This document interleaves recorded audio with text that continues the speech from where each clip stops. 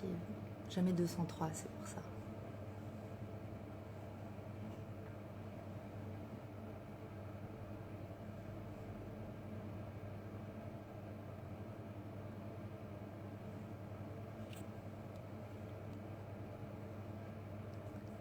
Alors, je vous laisse rafraîchir la page.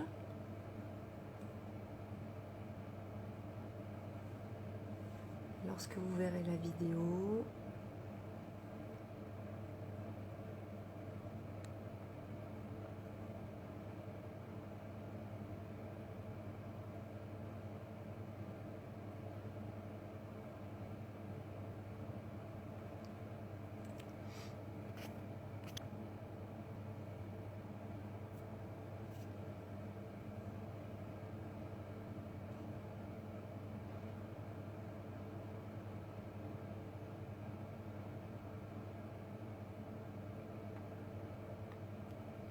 Est-ce que vous voyez quelque chose, docteur? Ah, magnifique. Vous ne voyez rien du tout. Alors, attendez. Ah là là là là là là. Alors, je vous envoie l'invitation du nouveau live. C'est fait, c'est parti.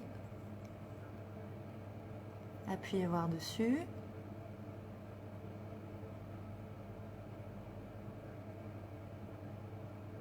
Oui.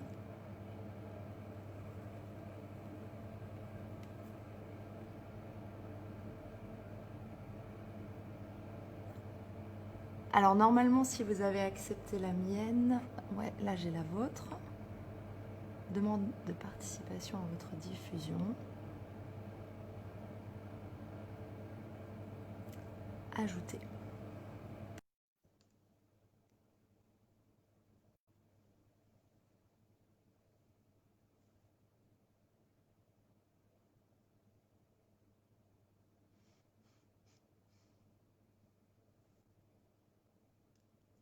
Oui, Gilles, c'est ça.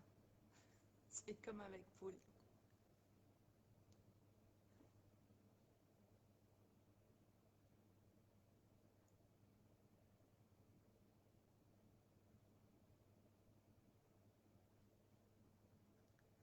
Ça coince.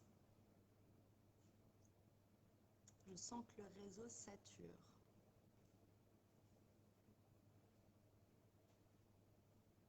Bon, allez-y. Allez-y. Pas encore.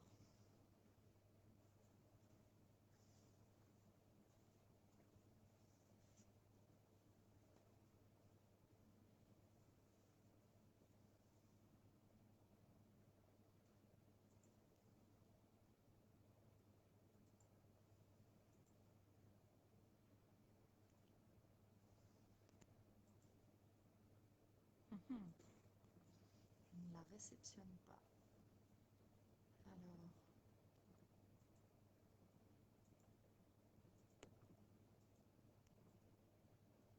La mienne est toujours active. Par contre, est-ce que vous l'aviez bien validée? Celle que je vous avais envoyée?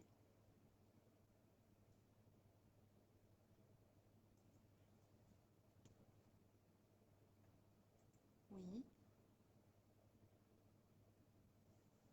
Ah, ça y est. Autoriser. Ajouter. C'est vrai.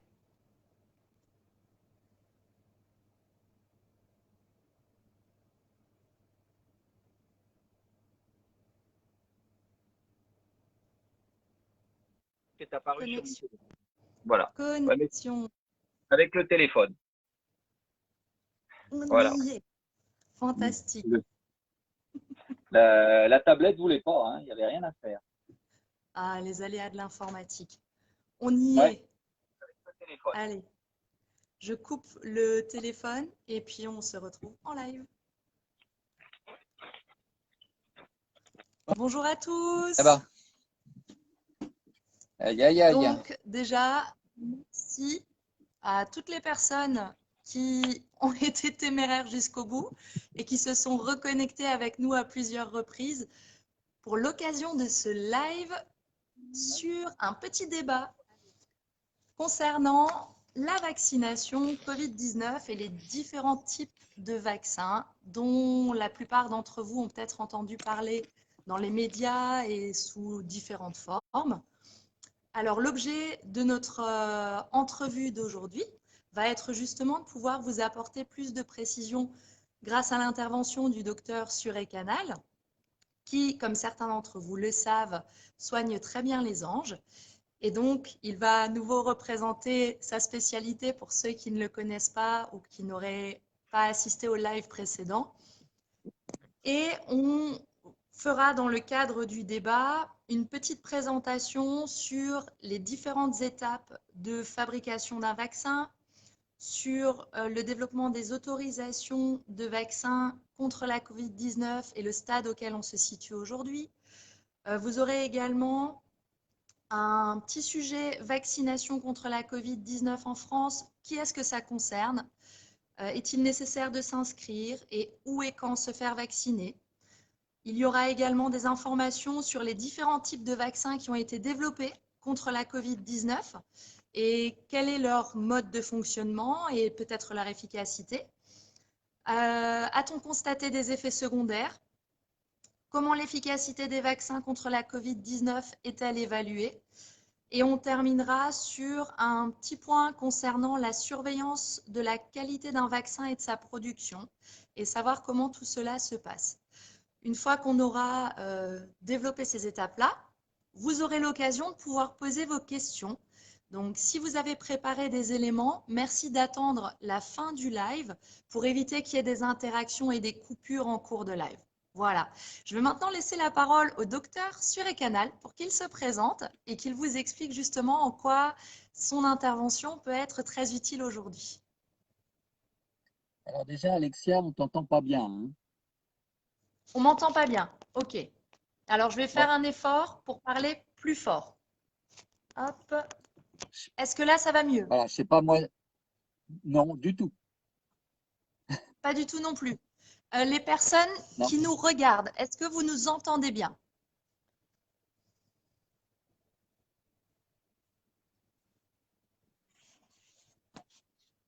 Alors, je suis là. OK, ça marche.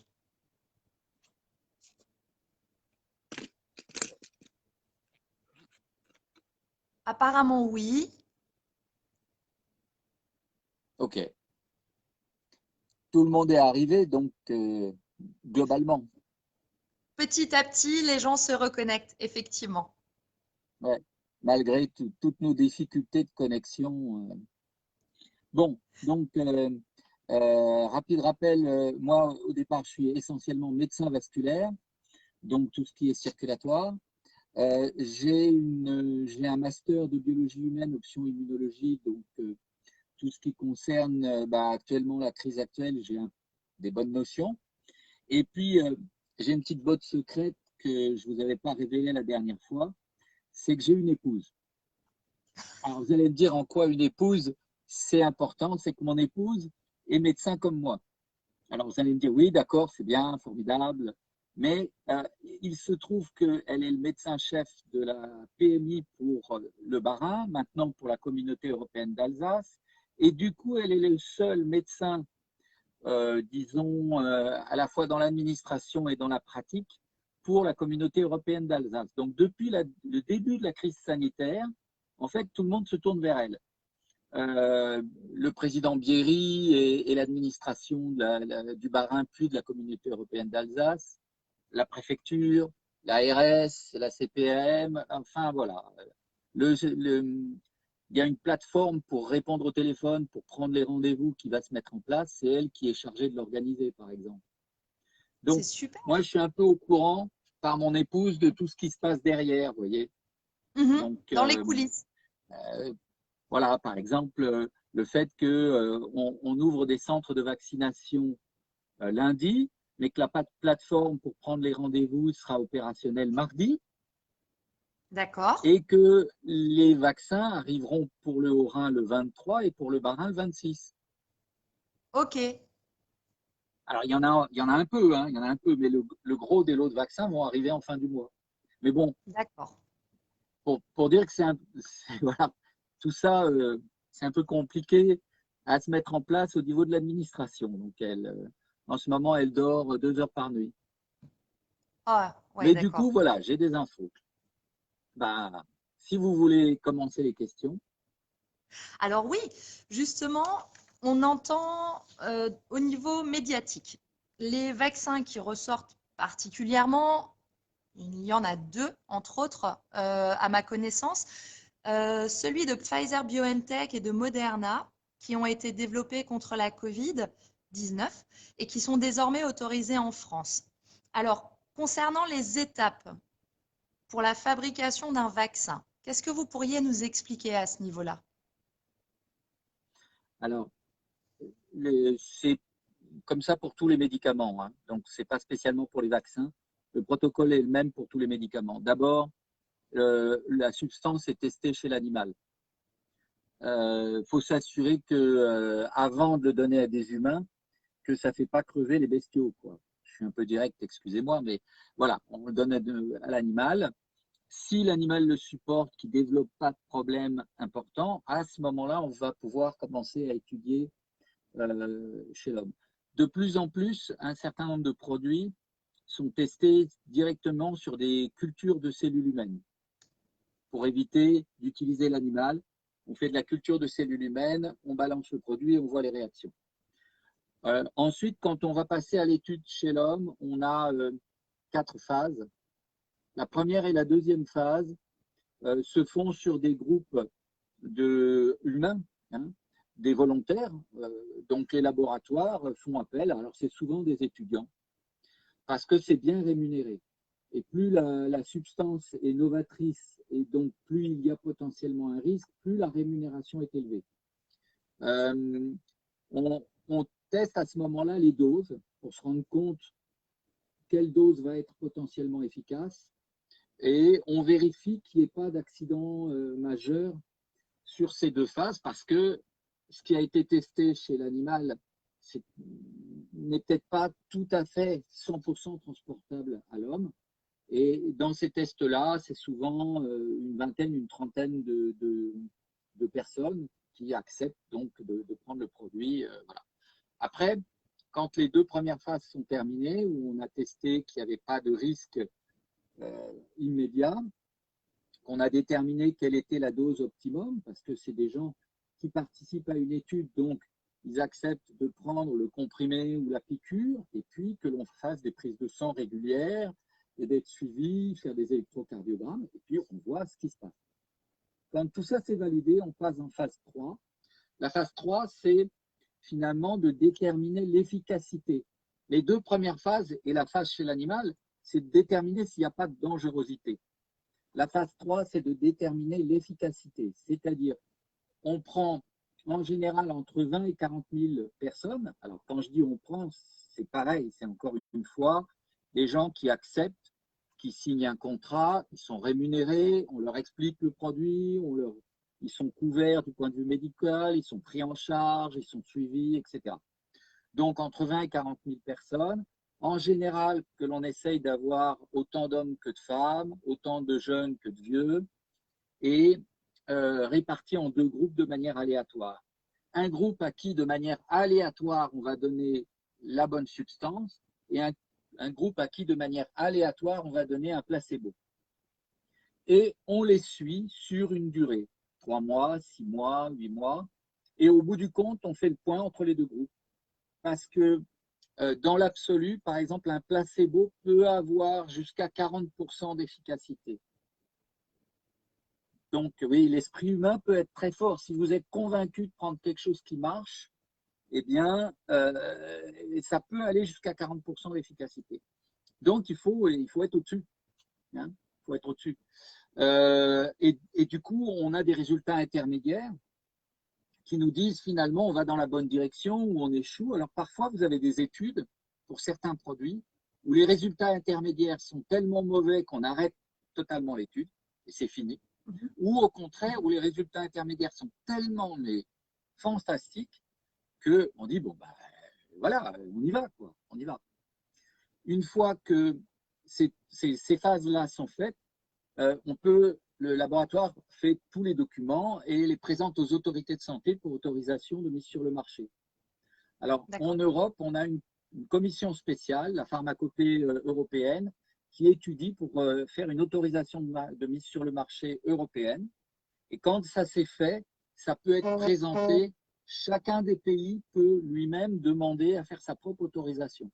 Mais ce n'est pas particulier, par exemple, pour la France, où vous avez des produits qui vont être autorisés de manière globale en Europe, mais peut-être pas en France, par exemple parce que le laboratoire qui présente le produit est américain et que les Français ont un laboratoire français qui est en train de développer la même molécule et du coup on freine des cas de fer le temps que le produit français arrive. Vous voyez, c'est déjà arrivé.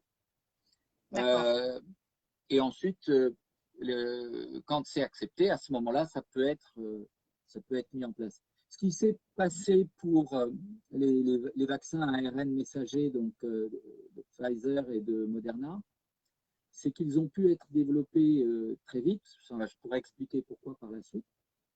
Du coup, les résultats préliminaires étaient excellents avec des résultats positifs à 90-95%, ce qui fait que l'autorisation a été obtenue rapidement.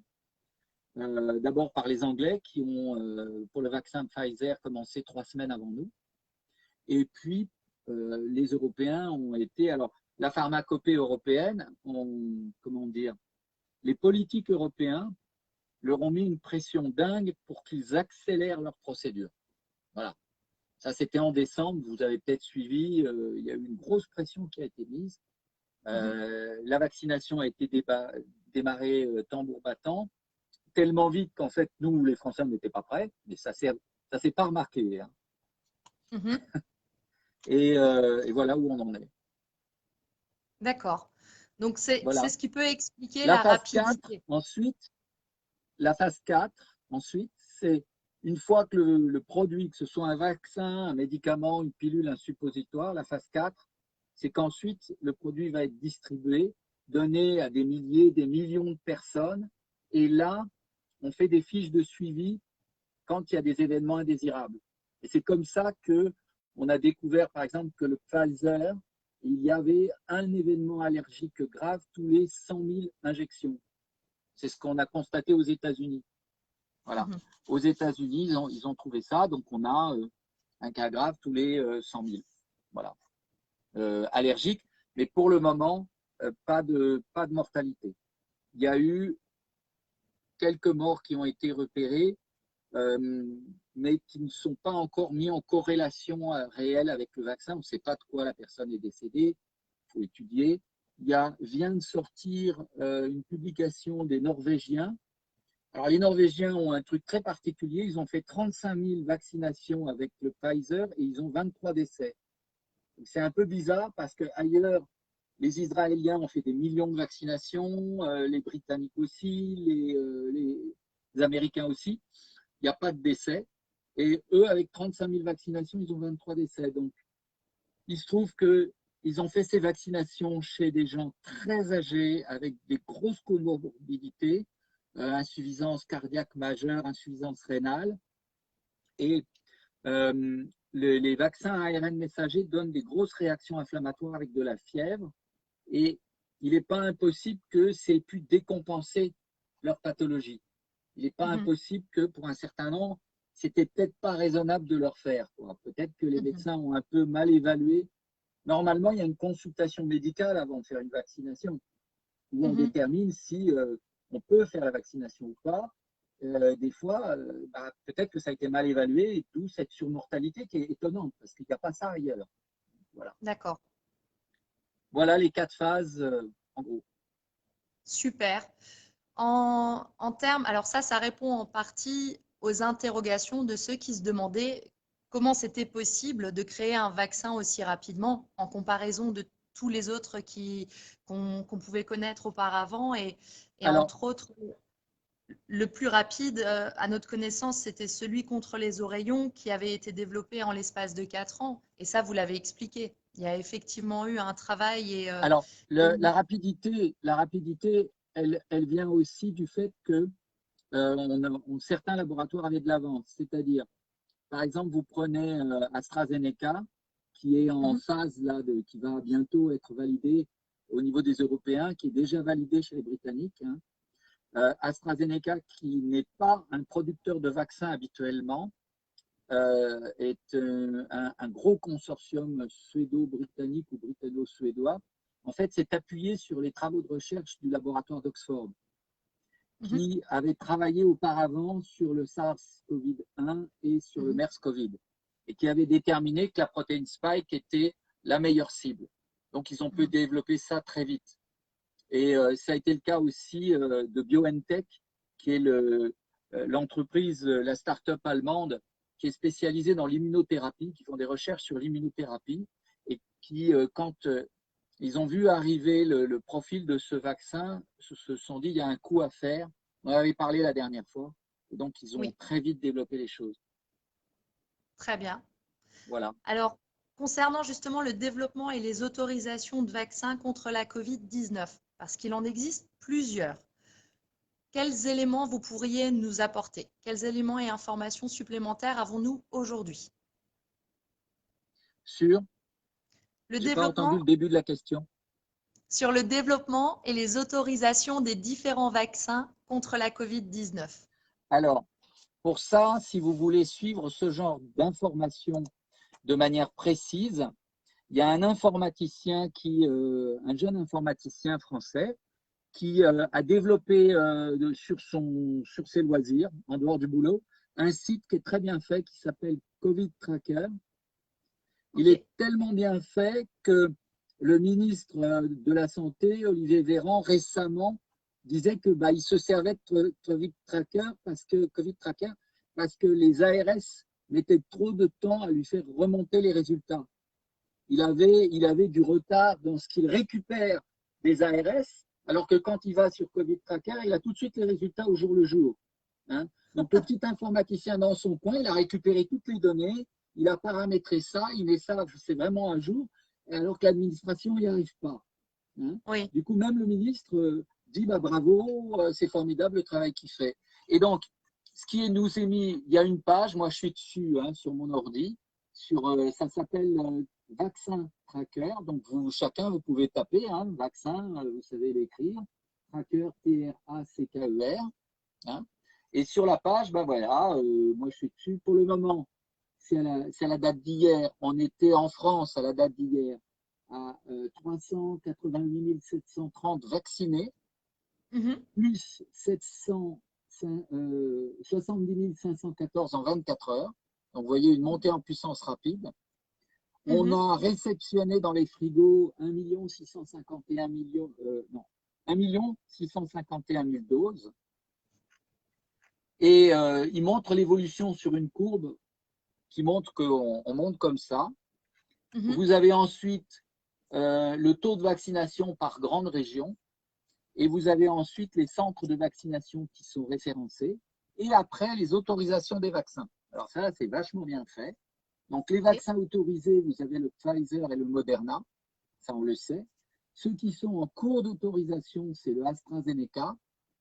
Et les vaccins qui n'ont pas encore été soumis à autorisation, mais qui sont déjà précommandés par l'Union européenne, c'est le Janssen, qui est un laboratoire belge et américain, le CureVac, qui est un laboratoire allemand, et Sanofi d'un côté et Pasteur de l'autre, qui est mis sous Sanofi Pasteur GSK. D'accord. Voilà. Voilà Très ce qui bien. est actuellement pour l'Europe. Et il a même indiqué le nombre de millions de doses qui avaient été commandées. Super. Tout ça sur Internet, sur le site Covid Oui, oui. Tracker. Les amis, vous avez toutes les infos en temps réel pour suivre l'évolution des différents vaccins, de leurs autorisations, du nombre de doses, de nombre de personnes vaccinées, le nombre de doses qui seront disponibles, les différentes dates et calendriers. Et merci à cet informaticien, du coup, d'informer ses confrères et ses compatriotes. Et Donc, on en d'ailleurs, arrive. vous avez possibilité de lui faire un petit don pour l'aider dans son boulot. Comme il fait ça bénévolement, voilà, il y a offrez un donut, c'est au début, offrez-moi un donut, c'est pour lui faire un petit don pour Ça son travail marche. bénévole. On en arrive aux questions concernant la vaccination contre le Covid en France. Alors, qui est actuellement concerné en priorité? Alors, la politique vaccinale au départ était de dire, et c'est toujours le cas, était de dire on va d'abord vacciner ceux qui risquent le plus de se retrouver en réanimation. Parce que notre problème, on se confine, on limite pour limiter la circulation du virus, parce qu'un certain nombre de gens se retrouvent à l'hôpital et que l'hôpital n'arrive plus à gérer quand il y a trop de monde. Donc, il faut d'abord vacciner ceux qui risquent le plus d'aller à l'hôpital et de se retrouver en situation dramatique en réanimation. Donc, les plus vieux.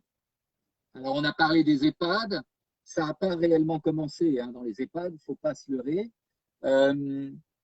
On a commencé à vacciner essentiellement dans les EHPAD qui étaient adossés à des hôpitaux, parce que ce sont les hôpitaux qui ont déjà reçu les doses.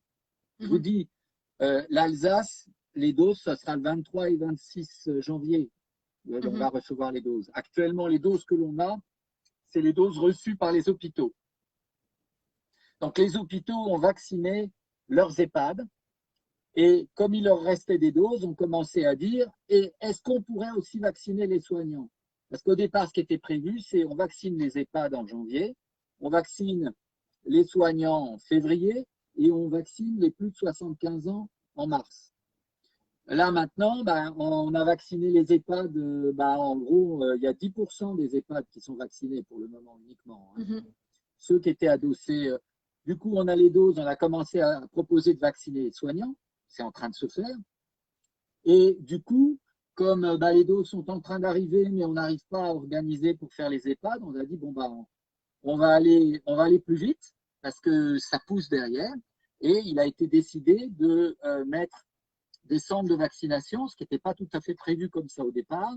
C'est pour ça que ça se fait tout d'un coup à toute vitesse, parce que contrairement aux Allemands qui ont prévu ça il y a 2 mois, notre gouvernement vient d'y penser il y a 1 semaine, sous la pression des élus locaux.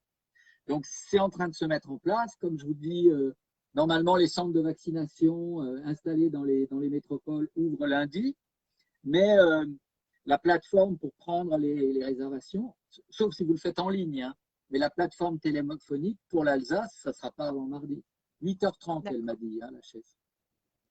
J'ai le numéro de téléphone pour ceux que ça intéresse. Oui, allez-y. C'est le 09 69 31 64 68. Donc, ça sera pour prendre les rendez-vous pour les plus de 75 ans avec des comorbidités. Histoire de. Parce que pour le moment, vous voyez, on a vacciné 388 000 personnes et on a 1 650 000 doses dans les frigos.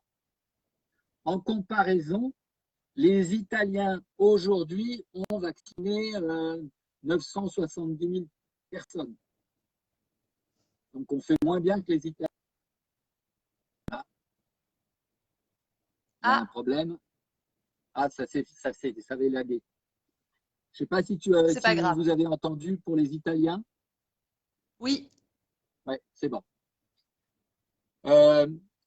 Il y a aussi quelques surprises avec le Pfizer. C'est qu'au départ, le Pfizer, donc c'est un flacon dans lequel on doit tirer les doses pour vacciner. Okay.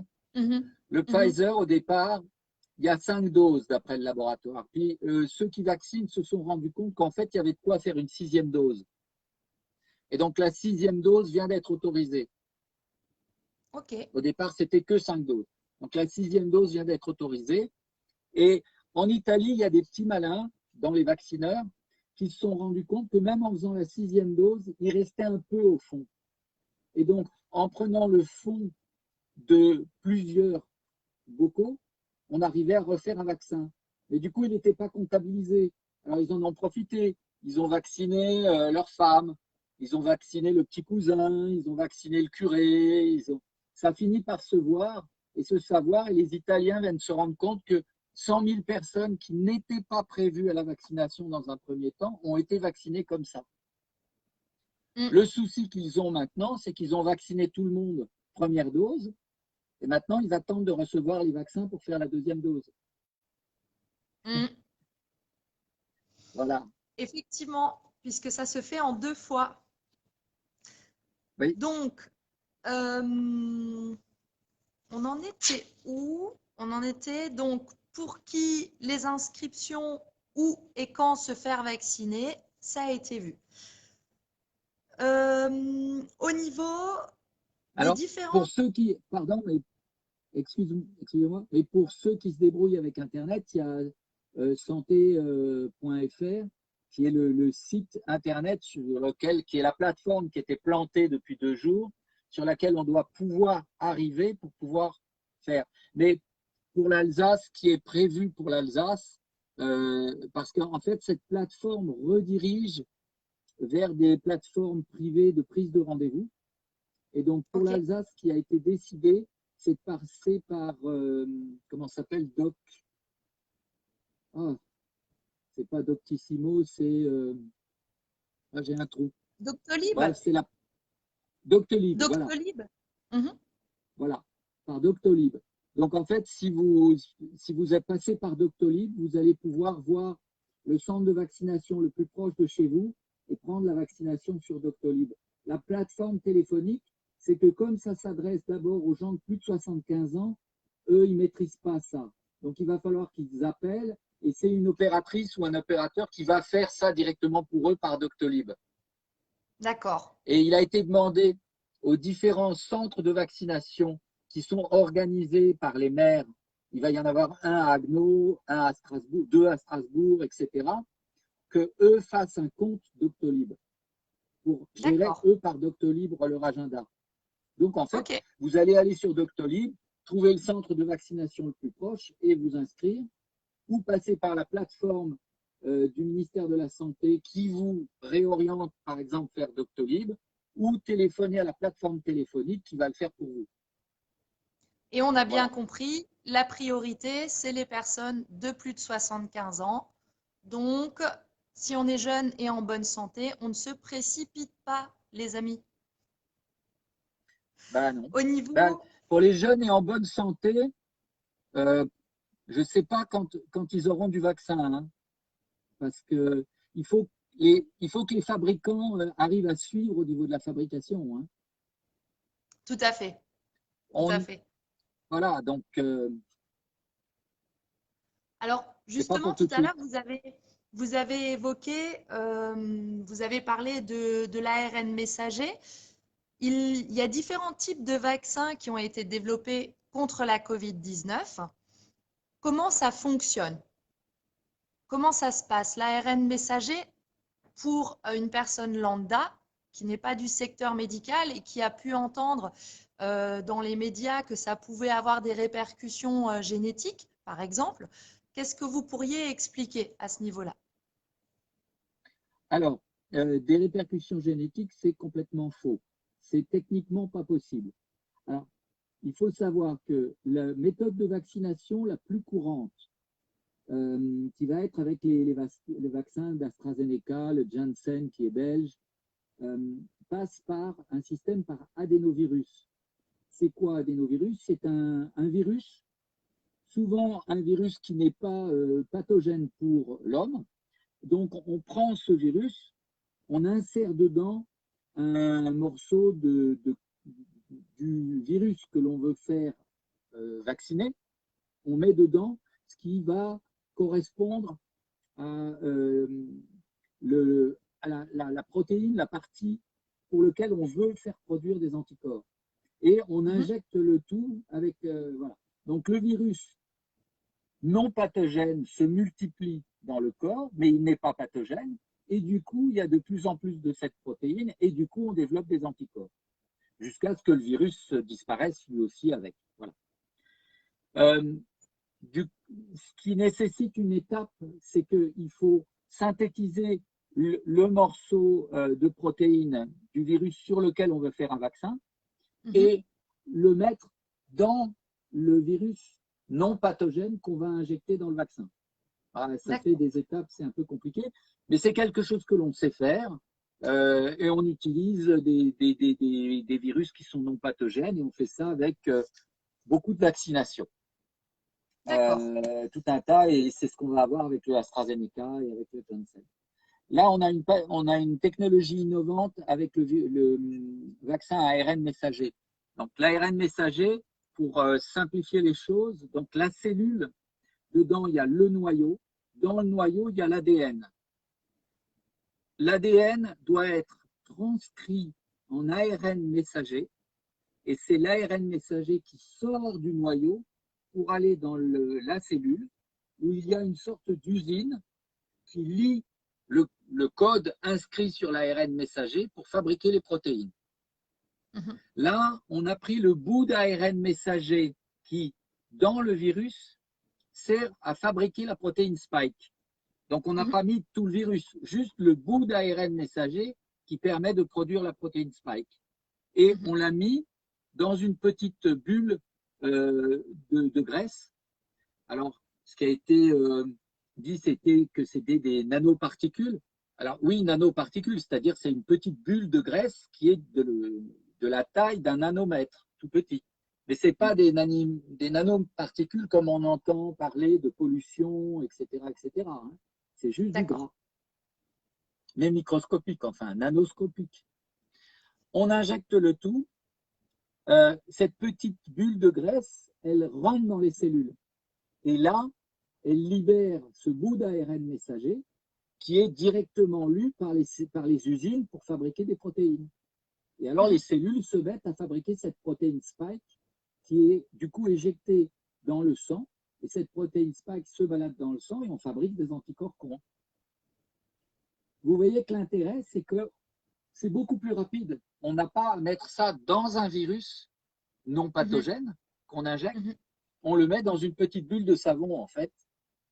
Et c'est directement les cellules du corps humain qui vont fabriquer cette protéine spike du virus. Au lieu d'envoyer les particules virales, on envoie le code pour fabriquer les particules virales. Ça nous fait gagner une étape. Mais ce code, cet ARN messager, ne peut pas rentrer dans le noyau. L'ARN ne peut pas être combiné à de l'ADN. C'est pas possible. Ça ne se produit jamais. Le seul cas où de l'ARN peut être transformé en ADN, c'est avec une reverse transcriptase, qui est une enzyme particulière. Et les seuls virus qui sont capables de faire ça, ce sont les rétrovirus comme le sida. D'accord. Voilà. Ok. Or, ce n'est pas le cas là.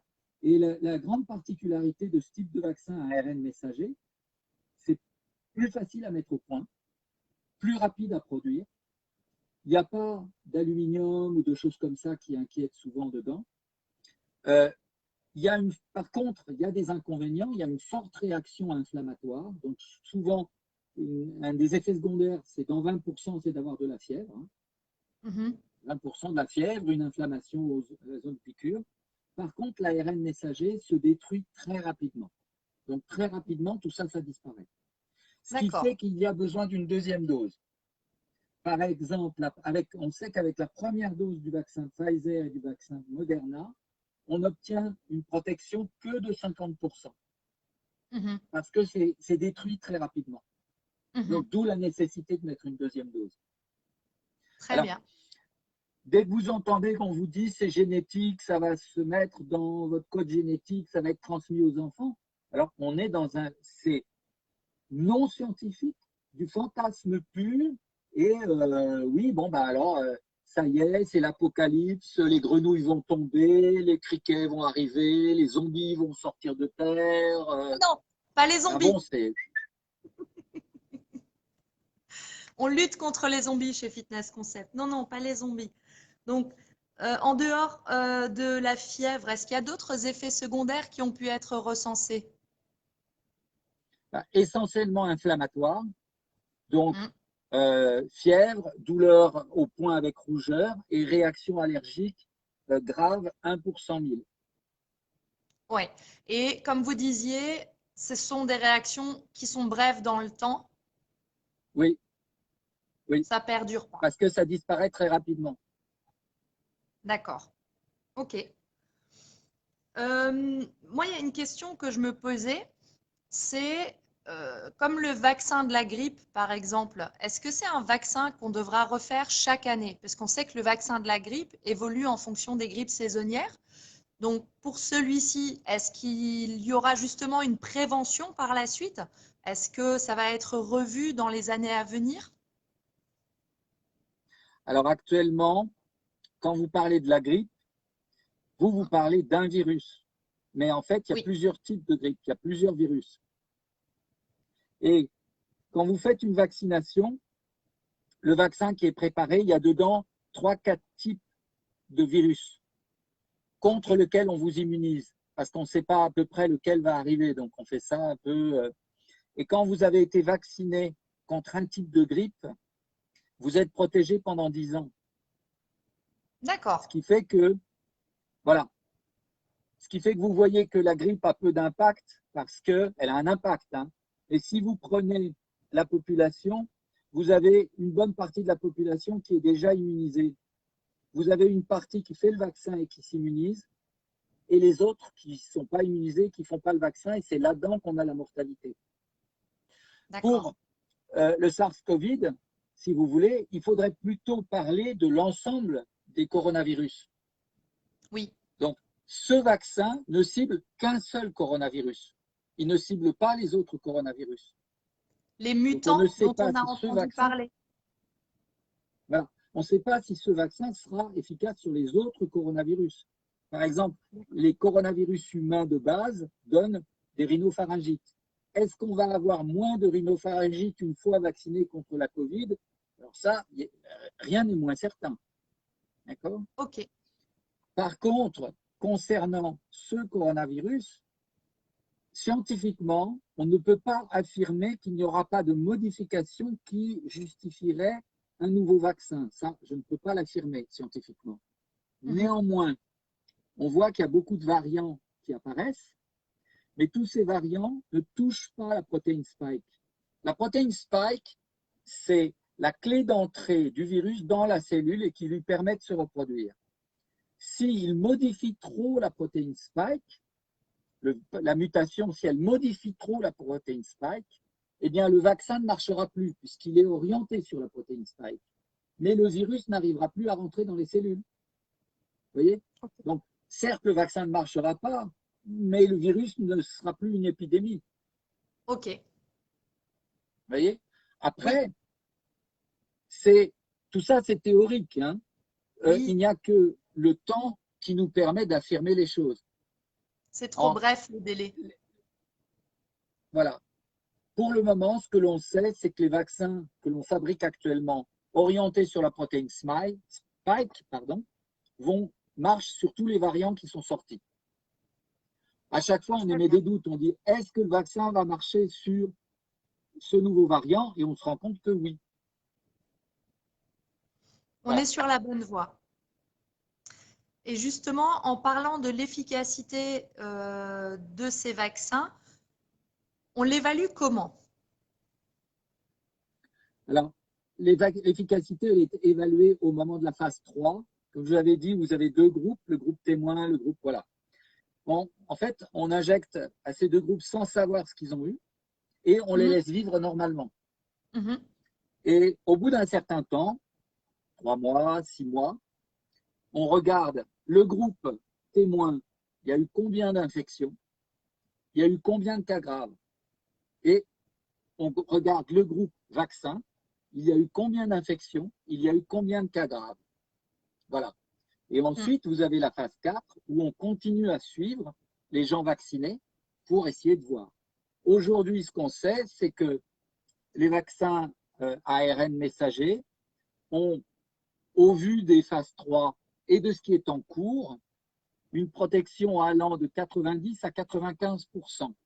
Ce qui veut dire qu'un vacciné sera protégé, ne fera pas la maladie dans 90 à 95% des cas. Et les 5 à 10% des cas restants fera la maladie, mais ne fera pas de forme grave justifiant d'une hospitalisation. Voilà. Très bien. Le AstraZeneca qui va arriver, le taux de couverture, de protection est de 70%. Donc, là encore, 70% ne feront pas la maladie 30 pourront faire la maladie, mais ne feront pas de forme grave au vu de ce qu'on a jusqu'à présent de retour. Compte tenu de ces différents vaccins, est-ce qu'on pourrait dire, bon, je connais à peu près votre réponse, mais aujourd'hui, est-ce qu'on peut envisager de sélectionner un type de vaccin selon un type de patient? Par exemple, de choisir de vacciner les plus de 75 ans avec le Pfizer BioNTech, ou plutôt peut-être de l'éviter pour cela, d'après l'expérience norvégienne, en se disant que on a cette expérience pour savoir qu'en cas de comorbidité, il faudrait éviter de vacciner les gens avec ce vaccin-là? Alors, non. D'abord, le vaccin Pfizer donne une réaction inflammatoire et des fièvres, mais c'est sûr que si vous êtes en fin de vie, c'était peut-être pas le moment de vous vacciner. Hein. Donc, c'est plutôt ça le problème norvégien. Donc, ça, il va falloir voir ce qui se passe, parce qu'ailleurs, on ne fait pas ce distinguo. Au contraire, on essaye de protéger les gens qui ont des comorbidités avec un vaccin qui marche bien et qui a une excellente efficacité. Hein. Mhm. Alors, cette question, elle ne se pose pas parce qu'en fait, on n'a pas assez de vaccins pour pouvoir donner le choix. D'accord. Peut-être que dans un an, on vous dira, bah là, vous avez le choix. Mais aujourd'hui, on n'a pas le choix. On a ce qui est en train d'arriver. Donc, déjà, tout le monde ne va pas pouvoir se faire vacciner. Même là, on a comptabilisé que les plus de 75 ans, ne serait-ce que ça, c'est 8 millions de personnes en France. Mhm. Actuellement, je vous ai dit, on a 1 600 000 doses. Mhm. On espère d'ici fin février avoir 2,5 millions de doses des différents vaccins. Donc, vous voyez, Mhm. donc d'un côté, on a 8 millions de plus de 75 ans à vacciner en priorité, et de l'autre côté, on espère d'ici fin février avoir 2,5 millions de doses. Mhm. Mhm. Hein, de doses, La sachant qu'il faut problématique est 2 là. injections. Oui, Hein. Il faut 2 injections, donc vous divisez le tout par 2. Hein. tout à fait. Donc, Oui, c'est bien la voilà, c'est pas problématique gagné. actuelle. Alors, ça, c'est ce qui nous a été promis comme livraison, sachant que devrait être validé très bientôt l'AstraZeneca qui va venir avec des doses en plus. Mhm. C'est pour ça que le gouvernement espère pour fin février avoir vacciné 5 millions de personnes, parce qu'il espère l'arrivée de l'AstraZeneca. D'accord. Et plus le temps va passer, plus on va avoir de vaccins, plus on va avoir de gens vaccinés, plus ceux qui restent auront éventuellement le choix. Mhm. Donc en particulier, les jeunes qu'on va vacciner les derniers, les Mhm. jeunes en bonne santé et sportifs et qui se nourrissent bien, on leur proposera dans les derniers de se vacciner et là, on aura le choix. Mhm. Voilà. Et on aura en plus probablement 6 mois, 10 mois ou plus de De recul. recul. Oui, oui. Voilà. Alors, justement, par rapport au temps d'efficacité du vaccin, est-ce qu'on a déjà un retour sur les premiers vaccinés pour savoir sur quelle durée ce vaccin couvre contre une éventuelle infection de type Covid? Est-ce qu'il y a déjà des études qui ont été menées à ce niveau-là? Alors, là encore, c'est de la science, donc on avance pas à pas. Déjà, ce Ok. qu'il faut savoir, c'est que en général, une vaccination protège pour plusieurs années, en général. D'accord? Ça, c'est un Mhm. premier point. Mhm. Là, on ne peut rien affirmer puisqu'on n'a pas plusieurs années de recul. Ce Ok. qu'on sait, c'est qu'il y a eu plusieurs études qui sont sorties récemment qui ont étudié le taux d'anticorps des personnes qui avaient fait la Covid. Eh Oui. bien, ce qu'on constate, c'est que sur 8 mois, ces personnes ont un taux d'anticorps qui est, selon chacun, à un niveau, et que le niveau ne baisse pas. Donc, sur 8 mois, on ne voit pas le début de décélération. Donc, on se Mhm. dit qu'on est à un plateau pour un moment. Un moment, c'est combien? Entre 1 et 10 ans. Donc, dans 10 ans, je pourrais vous donner plus d'infos. pour le moment, on sait que c'est au moins 1 an, puisqu'il y a 8 mois de plateau sans début de descente. Ouais. Or, on sait que l'immunité naturelle acquise est moins forte que l'immunité vaccinale. Donc, les gens qui vont être vaccinés vont avoir une immunité plus forte et plus longue. Oui. Voilà. OK.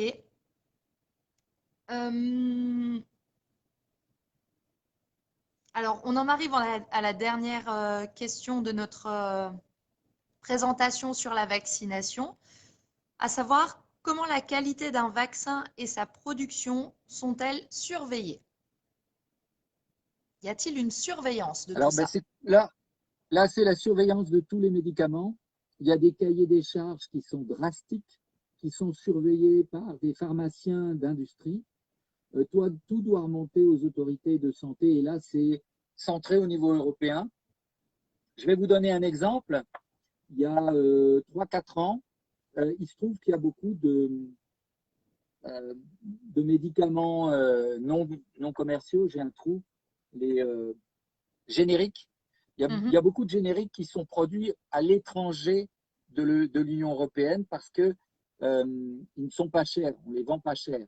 Donc l'Inde s'est spécialisée là-dedans. Les Indiens ont beaucoup de laboratoires, ils fabriquent beaucoup de génériques. C'est une des grandes spécialités des scientifiques et des spécialistes indiens. Du coup, l'Europe a mis des cahiers des charges très précis et il y a des réponses à donner régulièrement, à remplir par rapport à ça, et des contrôles qui sont faits de manière inopinée, des fonctionnaires européens, des pharmaciens en fait d'industrie, qui viennent de manière inopinée contrôler les usines. Il y a eu, il y a 3-4 ans, des réponses qui n'étaient pas correctes et des visites qui n'ont pas pu se faire correctement d'un certain nombre d'industriels indiens, et il y a eu 460 spécialités qui ont été retirées. On a dit aux fabricants, ben, fini. D'accord. Vous pourrez représenter de nouveau un dossier, mais alors ce sera comme ça, tac, tac, tac, on n'achète plus vos produits. Voilà. Donc, c'est très Alors ça, encadré. c'est pour les produits qui viennent. Pardon? C'est très encadré et très surveillé. Ah bah, énormément, hein. C'est la santé humaine. Hein. C'est la santé humaine. Et puis, la surveillance, elle se fait de manière vraiment draconienne. Au niveau de la pharmacopée européenne, il y a des pharmaciens d'industrie qui sont très performants. Et ah, c'est des bons postes, ils gagnent bien leur vie, je peux vous assurer, parce qu'ils sont demandés partout. Très bien. Alors, je pense que on va pouvoir poursuivre avec les différentes questions. Alors, les amis, j'en ai certaines que vous m'avez déjà adressées. Je vais commencer par les énumérer. Et si jamais il y a d'autres questions qui n'auraient pas été posées, n'hésitez pas à intervenir. Donc, la première, ce serait: le vaccin est-il efficace en cas de mutation du virus? Ça a été répondu lors du live. Donc, justement, cette protéine spike qui est présente dans l'ARN messager va principalement agir sur les autres formes actuelles connues de mutation du virus, si j'ai bien compris. Oui, OK. tout à fait. Ensuite, la deuxième question, et celle-ci, elle a souvent été posée. Après vaccination, peut-on encore transmettre le virus? Alors, le fait d'être vacciné ne veut pas dire que vous fabriquez du virus. D'accord? Le fait d'être vacciné veut dire que vous êtes protégé du virus. La question est-ce que, en étant protégé du virus, vous pouvez quand même attraper le virus et du coup infecter les autres? Alors, de ça, vous avez une réponse qui est simple. Vous savez, par exemple, que le BioNTech, c'est 90% de protection, donc il y en a 10% qui vont faire la maladie. Pas grave, mais qui vont le faire. Donc, ces 10%, et pour l'AstraZeneca, ce sera 30%, ils vont faire la maladie, donc ils ont beau être vaccinés, ils sont susceptibles de le faire, puisqu'ils sont dans cette marge, voilà. Ils ne feront pas une forme grave, peut-être une forme asymptomatique, donc ils sont susceptibles de le transmettre. Ok. Maintenant, quel recul on a? On a le recul de ce qui se passe en Grande-Bretagne et surtout chez les Israéliens. Parce que les Israéliens, actuellement, ont vacciné 20% de leur population. Il faut voir qu'Israël est un tout petit pays. Hein, il y a 9 millions d'habitants, c'est une grosse région française. Hein. Et ils sont très efficaces au niveau de la logistique. Eux, ils ont mis l'armée, ils ont dit à l'armée, vous faites, et voilà. Bon. Mais c'est un pays qui est en état de guerre quasi permanente. Hein, c'est pas comme nous. Voilà. Là, on a un recul par rapport à eux, et il apparaît que non, il n'y a pas de transmission. Alors, non, il n'y a pas de transmission du moment où vous êtes clairement vacciné. Je vous rappelle que la première dose n'est efficace qu'au bout de 15 jours, 3 semaines et ne protège qu'à 50%. Et donc, l'efficacité totale, elle est 15 jours, 3 semaines après la deuxième dose. Alors là, oui, il n'y a plus de transmission. Et justement, le délai entre ces deux doses, on a entendu parler qu'il pouvait être rallongé, donc ce qui rallongerait encore plus l'immunité que le virus pourrait apporter. Alors, ce qui a été étudié par le laboratoire, c'est 3 semaines. Oui. On peut aller jusqu'à 4. Oui. Si on va plus loin, on ne sait pas si, vous voyez, on monte à 50% et après, on remonte à 90%. Mais si on attend trop, on sera peut-être redescendu. Quand on va vouloir remonter, on montera moins haut. Donc, rien ne prouve qu'en le faisant, par exemple, à 6 semaines, on aura la même efficacité de protection à 90%. Pas du tout. Ça, c'est un pari que font les Britanniques. Les Européens ne font pas du tout ce pari. Ils restent sur un schéma 3 semaines et éventuellement 4. Mais pas plus. Les Britanniques sont dans une situation où ils se disent il vaut mieux 50% que rien. Et donc, ils vaccinent. Parce que la situation est catastrophique avec leurs variants. D'accord. OK. La prochaine question, après vaccination, les gestes barrières demeurent-ils nécessaires? Je pense que ceux qui ont été présents et attentifs le savent. Voilà, puisque les 3 premières semaines, le temps que le vaccin soit efficace, vous êtes susceptible d'être contaminé. Tout à fait. Voilà. Et puis, tant que vous n'avez pas passé les 3 semaines de la deuxième dose, vous n'êtes protégé qu'à 50%, donc vous êtes susceptible d'être contaminé. La prochaine question concerne la vaccination massive. Alors, je pense que la personne, en posant cette question, a dans ses attentes de pouvoir reprendre sa vie comme auparavant, à savoir, une fois qu'un maximum de monde seront vaccinés, on a bien compris que ça n'arrivera pas tout de suite, mais est-ce que ça permettrait de sortir de cette routine, à savoir le port du masque, les distanciations, les différents gestes barrières qui sont actuellement en place, d'ici quelques mois? Alors, je vais vous faire 2 réponses différentes. D'une part, au fur et à mesure où la vaccination va augmenter, on va diminuer la circulation du virus et on va voir que le taux de contaminés va diminuer. Et on a bien vu l'été dernier que quand on avait réussi, après le premier confinement, à faire chuter le taux de contaminés, on avait pu reprendre une vie normale. Donc évidemment, quand on va voir à un moment donné chuter le taux de contamination, c'est ce qui se passe en Israël actuellement, hein, on a une chute du taux de contamination.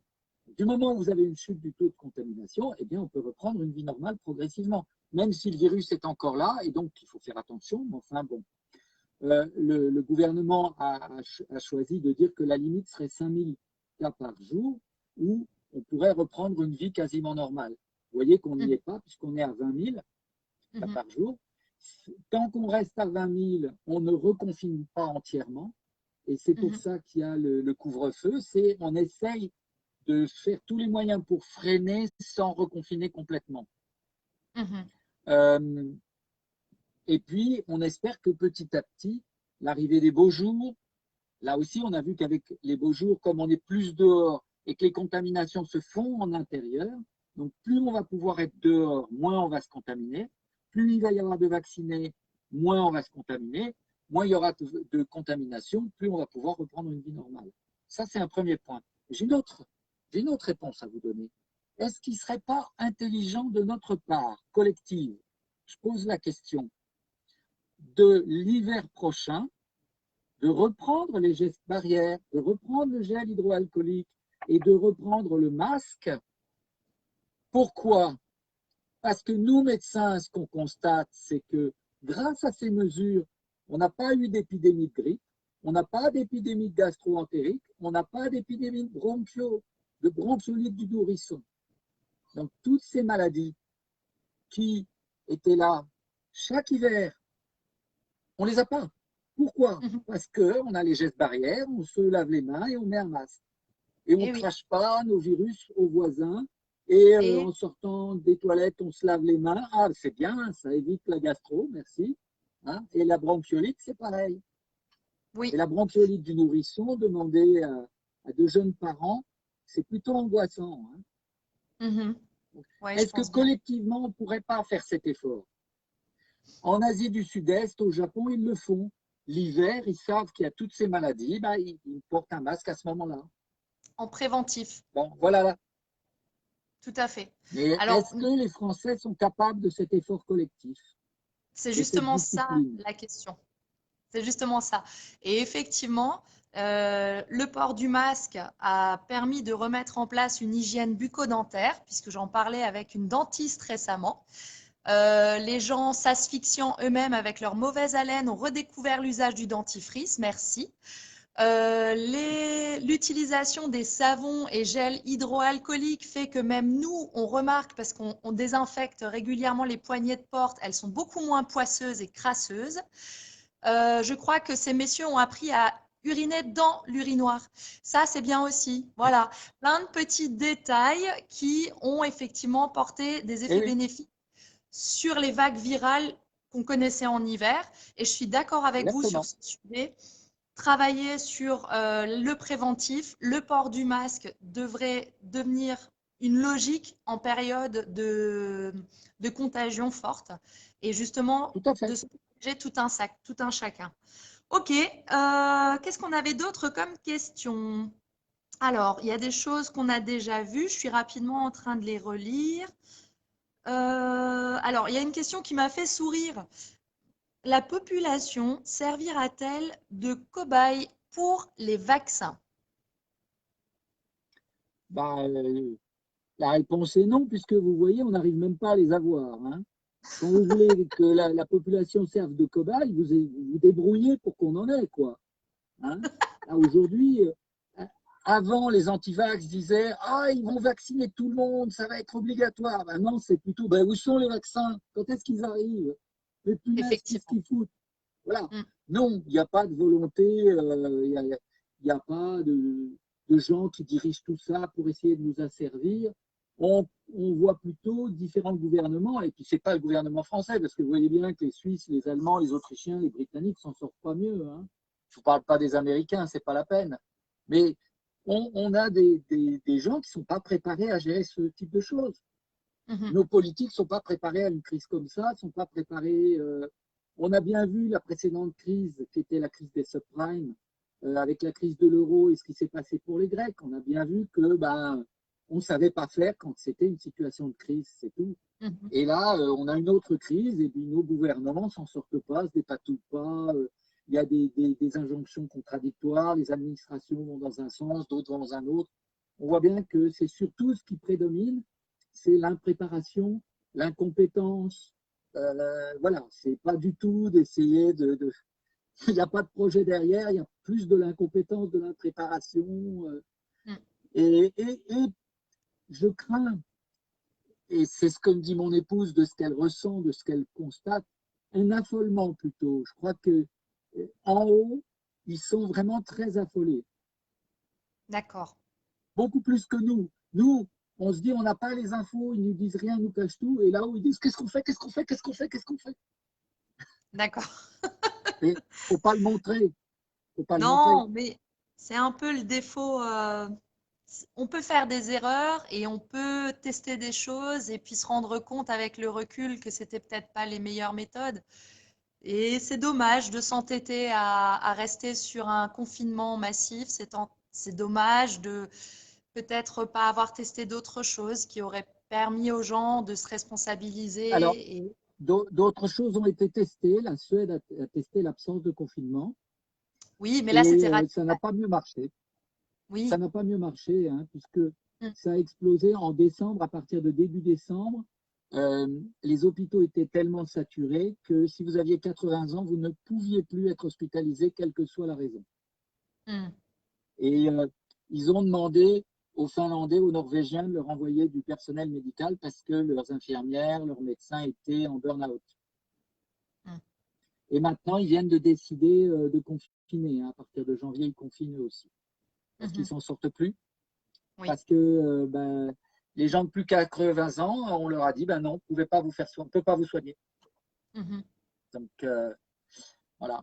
Et ils ont la mortalité la plus élevée de tous les pays norvégiens. Enfin, on peut dire, si vous voulez, que le problème de ce virus, c'est que vous soyez blanc ou noir, il vous tue pareil. Que vous soyez riche ou pauvre, il vous tue pareil. Que vous soyez confiné ou pas confiné, ça marche pas mieux. Vous Mhm. voyez? Tout a été testé. Les Allemands n'ont pas confiné à un moment donné. Maintenant, ils confinent plus que nous. Mhm. On a mis un couvre-feu. Ils se sont moqués de nous. Ils ont mis un couvre-feu. Euh, Mm. voilà. Est-ce que vous avez des C'est- informations sur la façon dont ça s'est passé en Chine? Vous avez eu des Alors, en retours? Chine, d'abord, ils ont complètement masqué les chiffres. On pense que les vrais chiffres de ce qui s'est passé en Chine, c'est entre 10 et 100 fois plus. D'accord. D'accord? Ensuite, en Chine, quand ils font un confinement, ils mettent des levées de terre sur les autoroutes pour empêcher les gens de passer. Les policiers ont le droit de tirer à vue. Vous ne pouvez rentrer dans un magasin, prendre un taxi, Vous avez une application sur votre smartphone avec un QR code qui donne votre état de santé. Si c'est vert, vous pouvez prendre un taxi, vous pouvez rentrer dans un magasin. Si c'est rouge, c'est même pas la peine. Si c'est rouge, vous ne pouvez même pas sortir de chez vous. Il y a des caméras partout qui vous surveillent. À Wuhan, au moment de la crise, ils ont été jusqu'à souder des portes d'immeubles pour empêcher les gens de sortir de leurs immeubles. Mhm. Actuellement, si vous allez en Chine, en tant que vous débarquez dans un aéroport chinois, vous êtes confiné 3 semaines dans une chambre d'hôtel où on vous apporte les repas, on vous fait plusieurs prélèvements PCR Ah non. par semaine, on analyse votre chambre, vos selles, on vérifie tout, et tout ça est à vos frais. Ah, ça, c'est moins cool. C'est moins top. Non, effectivement, Voilà, voilà. c'est vrai qu'on en arrive à des mesures qui sont plus draconiennes et qui sont à l'extrême opposé de ce qui peut être mis dans les pays, en place dans les pays occidentaux. À réfléchir. Certaines mesures sont quand même à Le, réfléchir. le meilleur système reste le système coréen du Nord.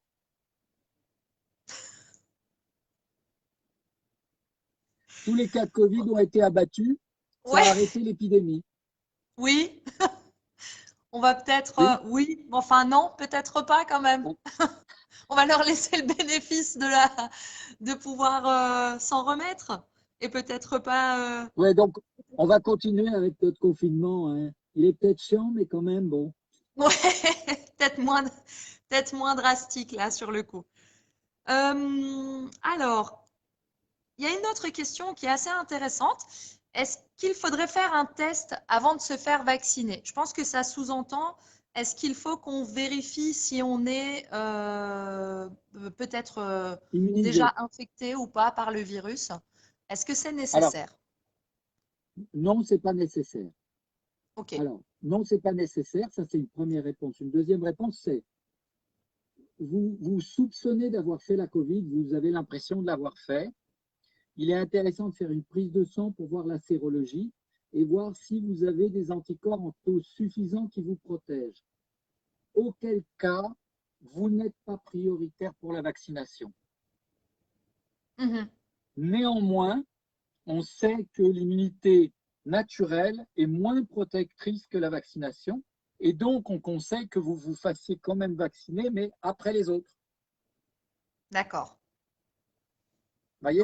Donc, En cas c'est de pas doute, tellement les il faut amis, vous tester avant, c'est si vous des pensez doutes. l'avoir fait, vous vérifiez si vous avez des anticorps, vous avez des anticorps, vous êtes protégé moins qu'avec le vaccin. Donc, peut-être laisser votre place à d'autres qui... il n'y a pas assez de vaccins, vous voyez? On en aurait Ok. pléthore, on pourrait réfléchir, mais là, Mhm.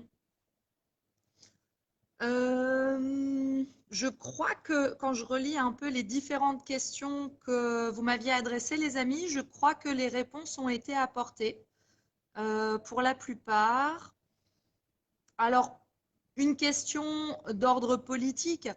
Dans le cas où trop peu de monde se ferait vacciner, est-ce que le gouvernement prendrait la décision de rendre le vaccin obligatoire si les gens s'y opposaient? alors non, la vaccination ne peut pas être rendue obligatoire en France.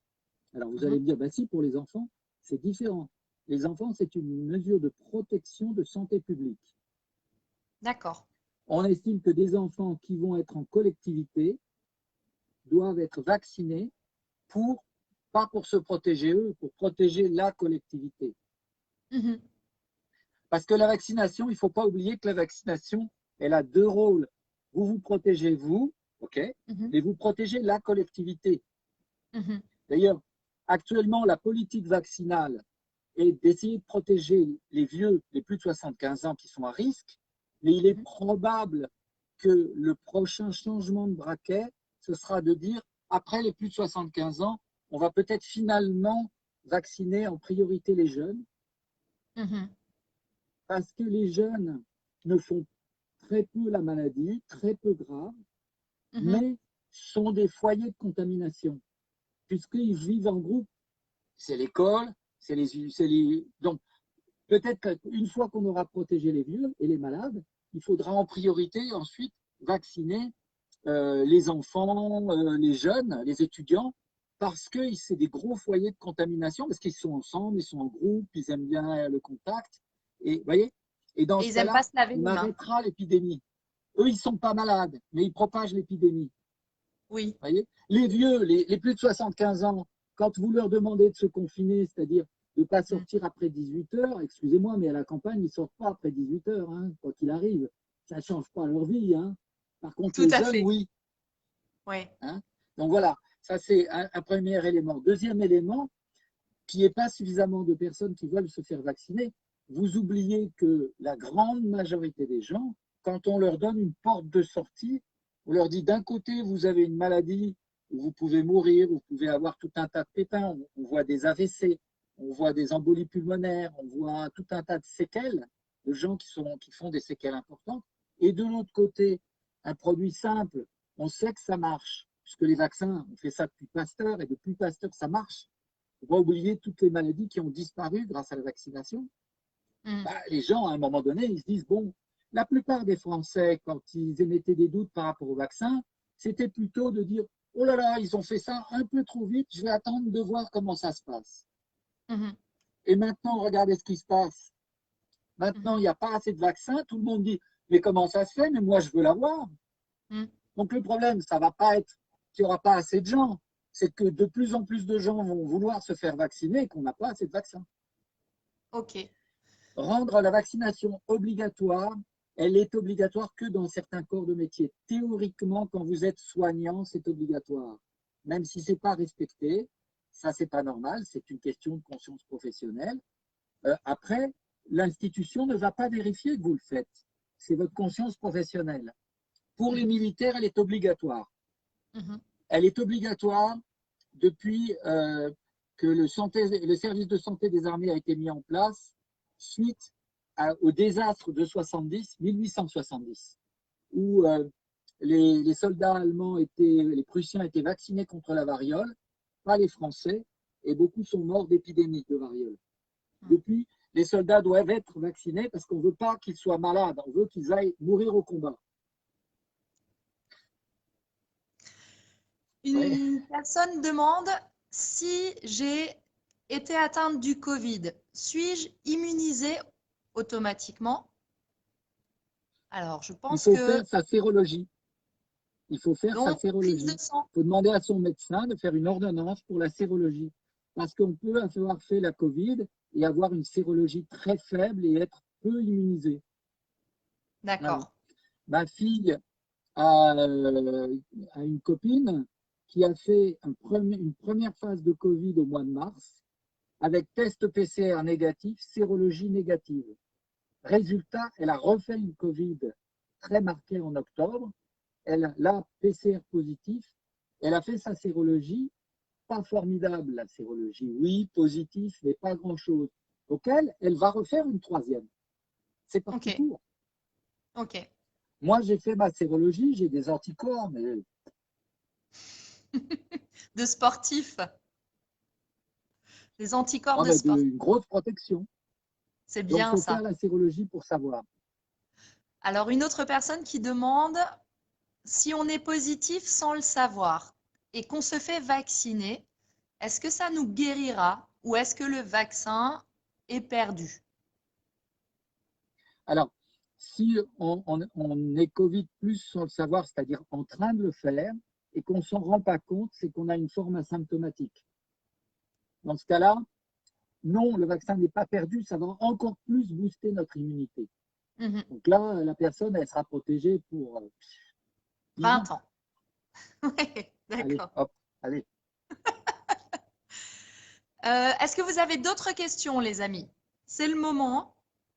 Si vous avez un point ou l'autre qui n'aurait pas été débattu jusqu'à maintenant.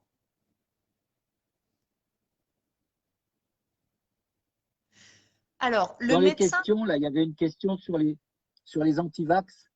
Qu'est-ce qu'il oui, faut dire aux antivax? Aux antivax, il faut dire, c'est bien, c'est votre choix, vous ne faites pas vacciner, au moins il y en aura pour les autres. Tant pis pour eux, tant voilà, pis pour eux. C'est la sélection naturelle. tout à fait. Alors, pour les antivax, mangez sainement, buvez beaucoup d'eau et venez chez Fitness Concept faire du sport pour qu'on booste votre système immunitaire. OK? Voilà. Pourquoi J'ai pas? une autre question qui est apparue. Le médecin d'une proche qui a 71 ans et qui est diabétique lui a dit de faire le vaccin. Qu'en pensez-vous? Ah, Ben, oui, personne à risque. oui, il y a il y a l'âge et il y a la comorbidité du diabète. Donc c'est pour se protéger, bien sûr. Tout à fait. Il vaut mieux se vacciner pour se protéger. On voit bien que ces vaccins sont efficaces, on voit bien qu'on a le recul. Quand vous voyez le nombre de gens qui ont été vaccinés, pas en France, mais dans le monde, on est maintenant à plusieurs millions de gens vaccinés, ne serait-ce qu'avec le vaccin Pfizer, on a Mhm. entre 3 et 4 millions dans le monde de gens qui ont été vaccinés. Mhm. Donc, c'est énorme. Voilà. Mhm. Tout se passe bien. Si on prend les précautions habituelles, c'est-à-dire qu'il faut évidemment, mais c'est prévu par la loi, chaque personne avant d'être vaccinée voit un médecin. Mhm. D'autres questions, les amis? Je crois qu'ils me les avaient tous envoyés en amont et qu'on a très bien débattu sur le sujet. Oui, tant mieux, tant mieux. Alors, il ne me semble pas voir apparaître d'autres informations. En tout cas, ce fut donc notre débat pour ou contre le Covid-19. Vous aurez bien compris que le but n'était pas de nous Euh, positionner. non, non, Oui, pour ou non. contre le vaccin, Ah oui, pardon. Pour vous ou avez dit contre le pour. vaccin. Le Oui, parce que lapsus. la Covid, on est tous contre. Hein. On est tous contre. Pour ou contre le vaccin. Alors, attendez voir, dans certains pays, on a vu les politiciens se vacciner, mais pas en France. À ce que je sache, ça n'aide pas les gens à se décider. Alors, Alors, euh, ouais, alors, le souci, si vous voulez, c'est qu'en France, je ne sais pas si vous avez remarqué, mais on a un gouvernement plutôt jeune. Alors, vous connaissez les Français comme ils sont râleurs. Si le président de la République ou M. Véran, qui sont jeunes, font vacciner alors qu'on indique que c'est pour les plus de 75 ans, ça s'appelle du passe-droit. Hein. mhm, Et théoriquement, un ministre n'est pas au-dessus des lois. Donc, il doit se conformer comme les autres. Donc, voilà. Alors, par contre, si vous avez bien fait attention, sont passés dans tous les journaux, télé, etc., un certain nombre de médecins, puisqu'il a été indiqué que le personnel soignant de plus de 50 ans pouvait se faire vacciner. Et donc, beaucoup de professeurs en médecine ont été se faire vacciner devant les télés. Le professeur Axel Kahn, qui est très réputé puisqu'il est le patron de la Ligue contre le cancer, et c'est quand même un généticien, un type éminemment respectable et respecté, s'est fait vacciner devant tout le monde, et un certain nombre de professeurs se sont fait vacciner. Le professeur Raoult à Marseille a fait une vidéo où il indique que lui, il est pour la vaccination, que les vaccinations ont commencé dans son institut et qu'il faut absolument se faire vacciner. Donc voilà, même monsieur Raoult que les anti-vax mettent en avant, ben, lui, il est pour les vaccins. C'est un scientifique de renom. On n'est pas tous d'accord sur tout, mais en médecine et en sciences, on n'est pas toujours tous d'accord sur tout. Mais pour la vaccination, si. mhm. Et vous regardez, cherchez beaucoup de professeurs de médecine se sont fait vacciner. Alors, on a l'exemple, par exemple, à Strasbourg, où l'adjoint en charge de la santé et qui s'occupe d'organiser le centre de vaccination à Strasbourg, c'est le docteur Fels. Et le docteur Fels a été un des premiers vaccinés. Il a bien indiqué qu'il s'est fait vacciner parce qu'il a plus de 50 ans. Il est médecin, il a plus de 50 ans, il s'est fait vacciner. Madame Barséguillan n'a pas pu se faire vacciner pour le moment. Elle n'a pas de passe-droit. Mhm. Voilà. Donc, docteur, vous n'avez pas plus de 50 ans, vous ne vous ferez pas vacciner. Alors moi, j'ai plus de 50 ans. Mais étant donné mon taux d'anticorps, je ne suis pas prioritaire. Je vais devoir attendre mon tour. Dans la logique Michel des choses, Simès, Michel Simès en a parlé à la radio, il s'est fait vacciner. ah voilà, pour ceux qui Il le a fait connaissent passer pas, des photos partout. Michel Simès, les amis, ça vous parle? Sinon, vous mettez France 5, ça vous parlera. Ou Très bien. RTL. Ou RTL, exact. Bien, écoutez, je pense qu'on a fait le tour du débat. Moi, ce que je pourrais donner comme information aux personnes qui hésitent pour la vaccination, c'est de faire leur test de sérologie. C'est ça? Je le dis correctement? Oui. Par rapport, Et par puis d'en rapport, discuter avec son médecin. voilà, Quand on a des doutes, ça ne sert à rien d'écouter tout ce qui se raconte. On va voir son médecin, on en parle avec son médecin, puisque après tout, vous faites confiance dans vos Mhm, médecins. Donc mhm, faites-leur confiance. Point. tout à fait. Vous Il y a acceptez que peut-être, votre médecin vous prescrive des choses, des médicaments, etc., avec plein d'effets secondaires, et finalement vous êtes satisfait de la manière dont ça se passe parce que vous avez confiance. Voilà, c'est pareil. tout à fait. Donc, en cas de doute, n'hésitez pas à consulter vos médecins traitants qui connaissent votre suivi médical et qui seront le plus à même de pouvoir vous dire quoi faire ou en tout cas de donner leur avis sur votre situation à vous. Je pense que c'est Exactement. le mot qui pourrait bien clore notre débat d'aujourd'hui. Docteur Suré-Canal, encore une fois, merci pour toute la gentillesse et Avec le temps que plaisir. vous nous accordez, toutes les explications, c'est vraiment adorable. Les amis, merci également d'avoir été persévérants pour nous rejoindre sur le live d'aujourd'hui qui heureusement a réussi à avoir lieu. On remerciera la neige qui freine nos bonnes ondes pour pouvoir se rejoindre.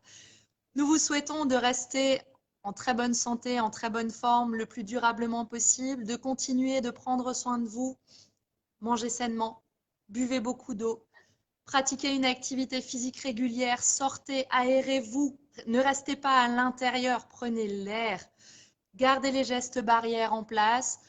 On croise les doigts pour que la vaccination évolue dans les bonnes conditions et qu'on puisse se revoir, nous aussi, dans les meilleures conditions. Voilà. Vous vouliez rajouter un mot, docteur? Ah non, j'ai rien à ajouter, c'est parfait. Très bien. Merci beaucoup à tous et très bon après-midi. À bientôt. Au revoir.